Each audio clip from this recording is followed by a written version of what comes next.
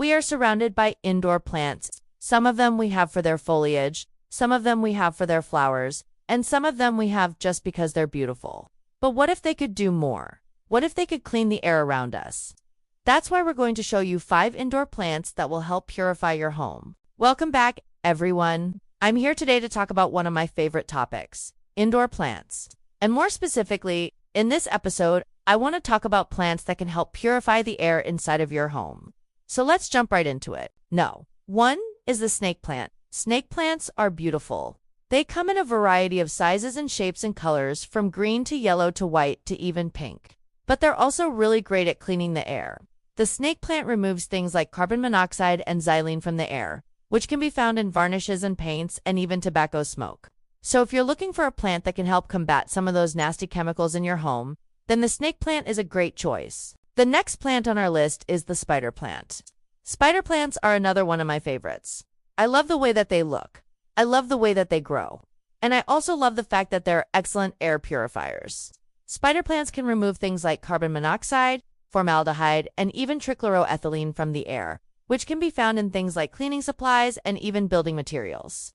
If you're looking for a plant that can help improve your air quality and also add a touch of greenery to your home, then the spider plant is an excellent choice. Next up on our list is the peace lily. Peace lilies are absolutely gorgeous. They have these beautiful white flowers that look like they're floating above the foliage, and they're also fantastic air purifiers.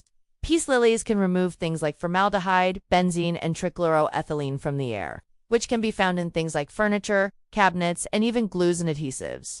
If you're looking for a plant that can help improve your air quality and also add a touch of elegance to your home, then the peace lily is an excellent choice. Number 4 on our list is the English ivy. English ivy is a trailing plant, so it's great for hanging baskets or for growing up a trellis. It has these beautiful dark green leaves that really make a statement, and it's also a great air purifier.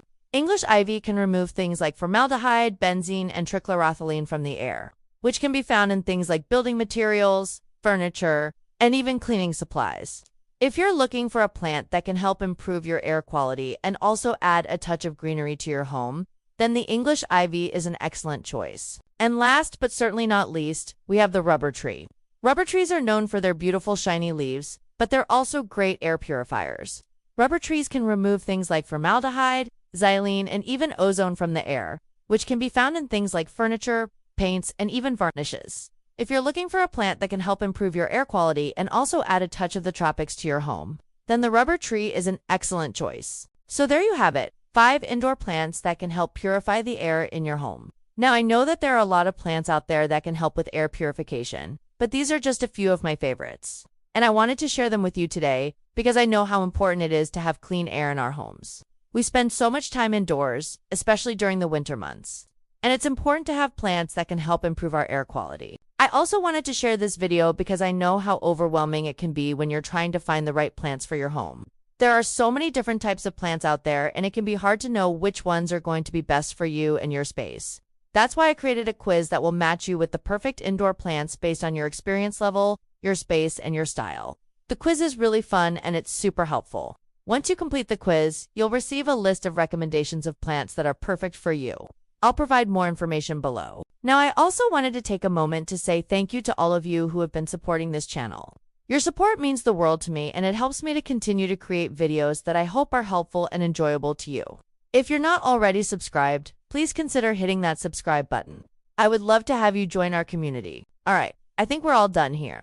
So I'll see you in the next video. Bye! Hey, thanks for sticking around to the end of the video. If you enjoyed what you saw, please go ahead and give this video a thumbs up. And don't forget to subscribe to get notified when I release new videos. You can also check out my other social media channels for more content. Alright, thanks again for watching, and I'll see you in the next one. Are you looking for some indoor plants? Here are 5 of my favorites. Monstera deliciosa. This plant is nearly impossible to kill. Even if you forget to water it for weeks, it will probably still survive. And the larger the pot, the longer it will take for this plant to outgrow its container. The most common way to propagate Monstera is by taking cuttings from the main stem and then placing them in water. Next up, we have pothos. This plant is very similar to Monstera in that it's almost impossible to kill. You can water this plant once every 2 weeks, and it will be just fine. The nice thing about pothos is that it comes in a variety of colors, ranging from green all the way to yellow. You can even find pothos with variegated leaves, which means that they have more than one color. The easiest way to propagate pothos is to take a cutting from the main vine and then place it in water. Our third plant is called a snake plant. This plant is known for being able to survive in extremely low light conditions, but it will grow much faster if you give it bright and direct light. Snake plants also prefer to dry out between waterings, so if you water this plant too much, it may end up burning and dying. The best way to propagate a snake plant is by dividing the roots. Just take a section of the roots and then replant it into a new container. The fourth plant on our list is a rubber tree. This plant has thick, glossy leaves that can add a lot of character to your home. Rubber trees don't like to dry out, so you'll want to water it when the top inch or two of soil is dry. If you give this plant too much water, however, the leaves will start to turn yellow and drop off. The easiest way to propagate a rubber tree is to take a cutting from the main stem and then place it in water. And last but not least, we have a fiddle leaf fig. This plant is known for having large, fiddle-shaped leaves. It can be a bit challenging to care for, but if you give it the right conditions, it will thrive. Fiddle leaf figs prefer bright, indirect light, and you'll want to water it when the top inch or two of soil is dry. One of the biggest challenges with growing a fiddle leaf fig is keeping the humidity levels high enough. You can do this by misting the leaves or by placing a humidifier nearby. The best way to propagate a fiddle leaf fig is to take a cutting from the main stem and then place it in water. Now let's take a look at some unique indoor plants. We have a pink princess. This plant has beautiful, highly sought-after pink leaves. It can be a bit challenging to keep this plant happy, but the end result is well worth it. Pink princesses prefer bright indirect light, and you'll want to water it when the top inch or two of soil is dry. It's important to note that pink princess plants do not like to dry out completely. Next up, we have a calathea. There are many different types of calathea with various leaf patterns and colors. Calathea prefer to grow in areas with bright indirect light, but they don't like to get too hot. These plants also prefer their soil to be consistently moist, but not soggy. The best way to water a calathea is to use the saturation method.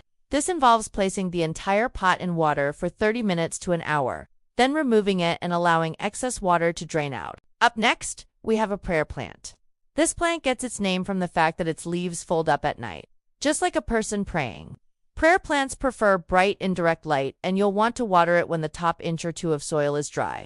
These plants like to dry out a bit between waterings, but it's important not to let them dry out too much. Next, we have a Chinese evergreen. This plant is known for being able to tolerate low light conditions, but it will grow much faster if you give it bright indirect light. Chinese evergreens also prefer their soil to be consistently moist, but not soggy. The best way to water this plant is to use the saturation method. This involves placing the entire pot in water for 30 minutes to an hour, then removing it and allowing excess water to drain out. Last but not least, we have a crown of thorns. This plant has sharp thorns on the stems and leaves, but it's well worth the pain to get such a beautiful plant. Crown of thorns prefer bright, direct light, and you'll want to water it thoroughly when the soil is dry. It's important not to overwater this plant though, as it can lead to root rot and death. These are just a few of the many different types of indoor plants that you can grow. If you enjoyed this video, please leave a like and subscribe.